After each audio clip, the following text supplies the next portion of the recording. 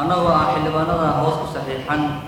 waxaan halkan idinku soo gudbinaynaa mooshinka ka qaadis gudoomiyaha golaha wakiilada dowladda Puntland mudane Cabdiraxmaan Maxamed Axmed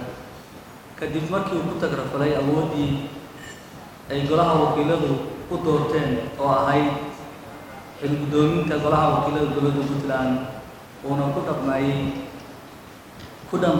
dhaqmi waayay xeeroosaadka golaha wakiilada dowladda Puntland iyo dastuurka dowladda Puntland isla markaana uu golaha awoodiisa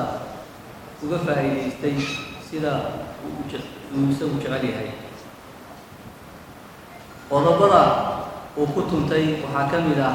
qodobka 59aad ee dastuurka dowladda Puntland ee sheegaya hay'adaha dowladda inay ka dhaxayso wada shaqayn sharciga waafaqsan. wuxuu golaha wakiilada dowladda Puntland xaruntiisa soo dhoobay maleeshiyo hubeysan oo soo ururiyay wuxuuna ku tuntay qodobka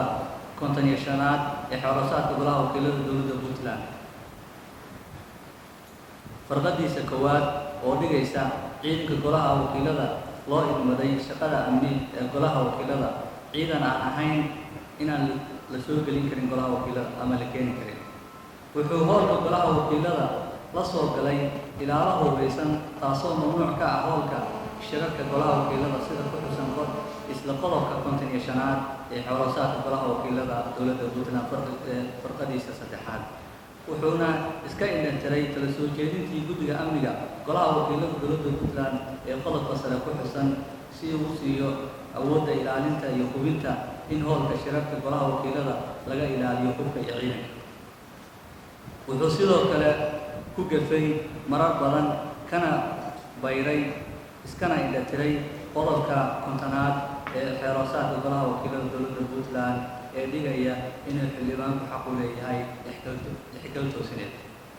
wuxuu ka baxay dhexdhexaadnimadii xubnaha marka ay doorku socdaan isagoo xubnaha qaarkood siinaya waqti dheeri ah si ka baxsan qodobka 48aad ee xeeroosaadka golaha wakiilada dowladda Puntland farqadiisa labaad xarafka ba oo dhigaya in xildhibaan walba